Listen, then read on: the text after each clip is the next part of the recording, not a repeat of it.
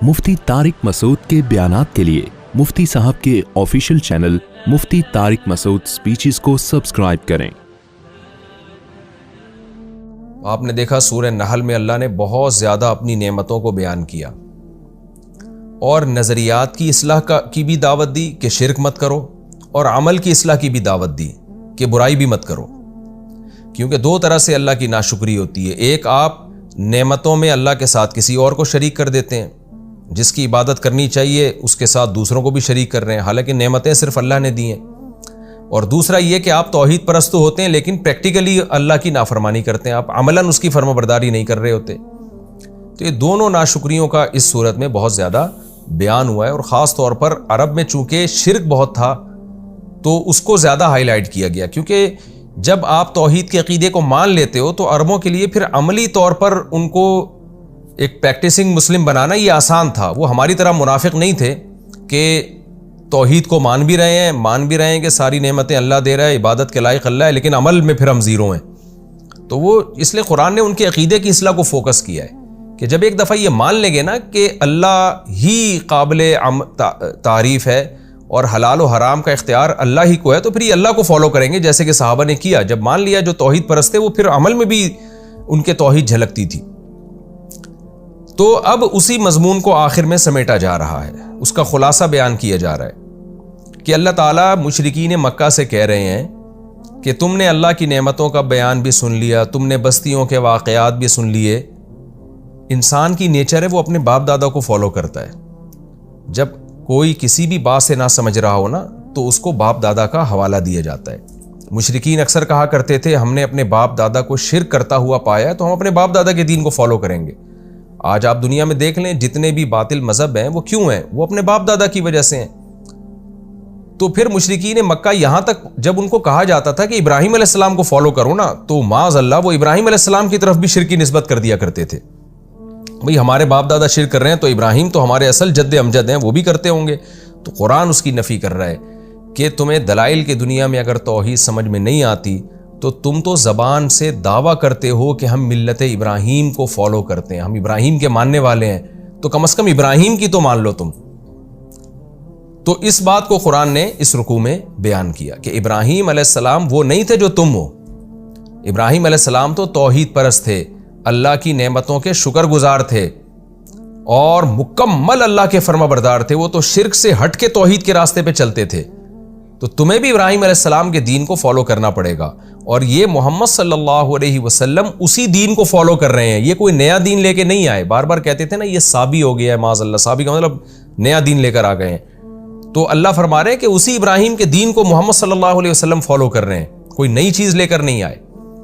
और फिर इस रुकू के आखिर में अल्लाह ने नबी सल्लल्लाहु अलैहि वसल्लम को नसीहत की है कि आप गम ना करें, आप हिकमत और बसीरत के साथ आप दावत के काम में लगे रहें और जो मुसीबतें आप पर आए उनमें आप सब्र करें। और फिर अल्लाह ने नबी से वादा किया कि अल्लाह उन्हीं लोगों के साथ है जो परहेजगारी का रास्ता इख्तियार करते हैं और नेक अमल करते हैं। तो आप अगर नेक अमल में रहेंगे और सब्र से काम लेते रहेंगे तो फतह आप ही के मुकद्दर में होगी। तो आपने जो इतने दलाइल दिए ना सूरह नहल में, जो अल्लाह के बताए हुए दलाइल इन तक पहुंचाई, फिर भी ना माने तो रिजल्ट आप ही के हक में निकलेगा। इस पर इस सूरत को ख़त्म किया गया। तो अल्लाह ताला फरमाते हैं इन्ना इब्राहीम, बेशक इब्राहीम अलैहिस्सलाम, काना उम्मतन, एक मुक्तदा थे, रहबर थे, जिनको एक बड़ी दुनिया ने फॉलो किया है, जिनको मुशरिकीन भी फॉलो करने का दावा करते हैं। लेकिन वो क्या थे? वो ऐसे नहीं थे जैसे मुशरिकीन हैं, बल्कि वो क़ानितन लिल्लाह, वो अल्लाह के मुकम्मल फरमा बरदार थे। हनीफन, और तमाम बातिल चीज़ों से, जिनमें सबसे बड़ा बातिल तो शिर्क है, उस शिर्क से हटे हुए थे, अल्लाह की तरफ माइल थे। वलम यकू मिनल मुशरिकीन, फिर अल्लाह ने इस मज़मून को दोबारा तकरार करके कहा कि वो मुशरिक नहीं थे। हालांकि ये बात क़ानितन लिल्लाहि हनीफन में आ गई, लेकिन अल्लाह मुशरिकीन को अलग से बता रहे हैं कि इब्राहीम मुशरिक नहीं थे। शाकिरन लिअनउमिही, वो अल्लाह की नेमतों के शुक्रगुजार थे। इज्तबाहु, अल्लाह ने आपको मुंतखब किया था। वहदाहु इला सिरातिम मुस्तकीम, और आपको सीधे रास्ते की तरफ अल्लाह ने चलाया था। तो तुम इब्राहीम के दीन को फॉलो करो। वातैनाहु फिद दुनिया हसना, और हमने इब्राहीम को दुनिया में भी अच्छी ज़िंदगी दी। بت پرستی سے پاک. جو آدمی شریعت کو فالو کرتا ہے اس کی زندگی شراب سے پاک ہوتی ہے, زنا جیسی گندگی سے پاک ہوتی ہے, ماں باپ کی نافرمانی سے پاک ہوتی ہے, سود سے پاک ہوتی ہے, جوئے سے پاک ہوتی ہے, طہارت والی زندگی ہوتی ہے. تو اللہ کہتے ہیں یہ تم اپنی زندگیوں کو دیکھو اور ابراہیم کی زندگی کو دیکھو. ہم نے ابراہیم کو پاکیزہ زندگی دی, اچھی زندگی دی. وَإِنَّهُ فِي الْآخِرَةِ لَمِنَ الصَّالِحِينَ, اور ابراہیم آخرت میں بھی کامل درجے کے نیک لوگوں میں ہوں گے. ثُمَّ أَوْحَيْنَا إِلَيْكَ, پھر اے محمد صلی اللہ علیہ وسلم ہم نے آپ کو کوئی نیا دین دے کے نہیں بھیجا. یہ بار بار مشرک کہتے ہیں ہمارے باپ دادا کے دین کو ختم کر دیا انہوں نے, تو اصل باپ تو تمہارے ابراہیم تھے, تو ہم نے آپ کو کوئی نیا دین دے کے نہیں بھیجا. اوحینا الیک, ہم نے آپ کو وحی کی ہے, ان اتبع ملت ابراہیم حنیفا, کہ آپ بھی ابراہیم کی ملت کو فالو کریں اور باطل تمام چیزوں سے ہٹ کر.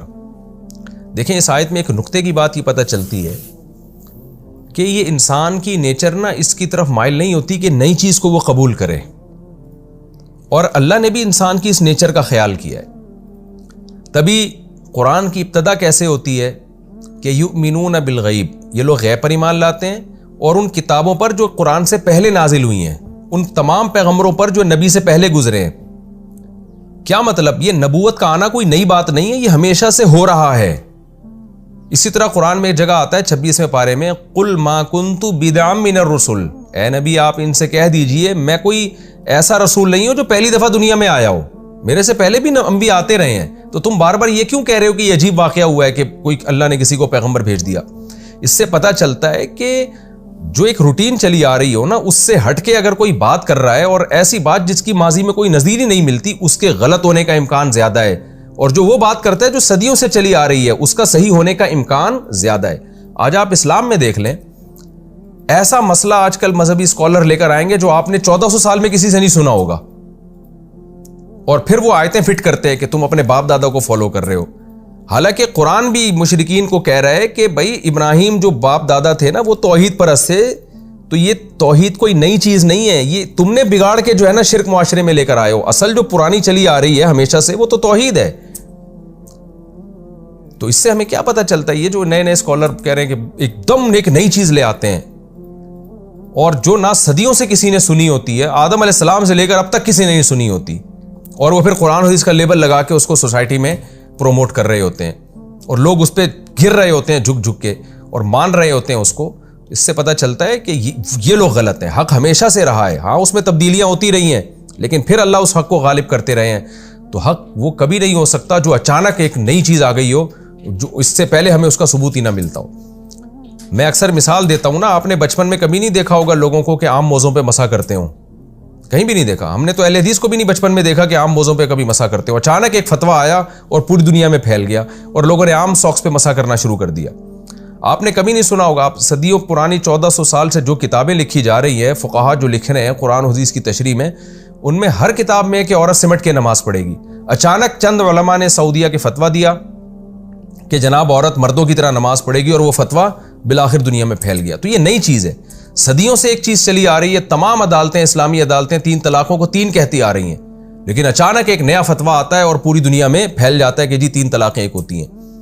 تو یہ بدعت ہے جو نئی چیزیں آ رہی ہیں, لیبل قرآن و سنت کا لگا ہوا ہے. جو چیزیں صدیوں سے چلی آ رہی ہیں, تمام فقہا کتابوں میں لکھتے چلے آ رہے ہیں, تابعین, تبع تابعین, صحابہ, تو وہ چیز صحیح ہے. تو قرآن و حدیث کی اسی طرح آپ دیکھیں, بعض لوگوں نے رجم کا انکار کر دیا کہ شادی شدہ مرد اور عورت کو پتھروں سے مار کے اسلام میں کہیں ہلاک کرنا نہیں ہے.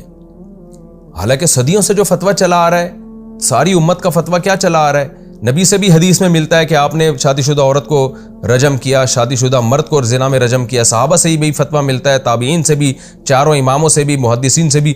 لیکن آپ ایک نئے اسکالر کھڑے ہو جائیں گے اور کہیں گے کہ اسلام میں رجم نہیں ہے. جب ان کو یہ بتایا جائے کہ اتنے سارے علماء غلط کرتے ہیں, تو کہتے ہیں میں قرآن حدیث کو مانتا ہوں, میں علماء کو نہیں مانتا. تو بھائی جب نئی چیز آپ ایک لے کر آ رہے ہو, تو اس کا مطلب یہ کیسے صحیح ہو سکتی ہے؟ تو سارے کیا غلط تھے جبکہ امت گمراہی پہ جمع نہیں ہو سکتی. تو اس سے صاف پتہ چلتا ہے کہ یہ قرآن و حدیث کی تشریح میں کہیں نہ کہیں غلطی کر رہے ہیں, اور آپ کو کم علمی کی وجہ سے وہ قرآن و سنت لگ رہا ہے, حقیقت میں وہ قرآن و سنت ہے نہیں. تو یہ خوب اصول اور ضابطہ اچھی طرح سمجھ لیں. اللہ بھی مشرکین مکہ کو کہہ رہا ہے کہ اصل جو باپ دادا تھے نا تمہارے, وہ توحید پرست تھے. جو تم کہہ رہے ہو نا کہ توحید ایک نئی چیز ہے, نئی نہیں ہے, تو ہمیشہ سے چلی آ رہی ہے. تو نئی اس سے اتنی بات تو ثابت ہوتی ہے نا کہ کوئی بھی نئی چیز جو کبھی بھی اس کا کوئی ثبوت ہی نہ ملتا ہو وہ بہرحال غلطی ہوتی ہے۔ تو اللہ تعالیٰ فرماتے ہیں کہ پھر اے نبی صلی اللہ علیہ وسلم ہم نے آپ کو بھی وہی کی ہے جو ابراہیم کو کی تھی، اور آپ کوئی نئی چیز لے کر نہیں آئے، بلکہ ہم نے یہی وحی کی ہے کہ ابراہیم ہی کے دین کو آپ نے فالو کرنا ہے، کوئی نیا دین نہیں گڑھنا۔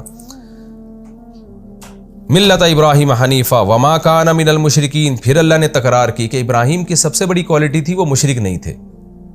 تو محمد صلی اللہ علیہ وسلم بھی ابراہیم کے دین کو فالو کر رہے ہیں اور مشرک نہیں تھے، تو جس دین میں شرک ہوگا وہ ابراہیم کا دین ہو نہیں سکتا۔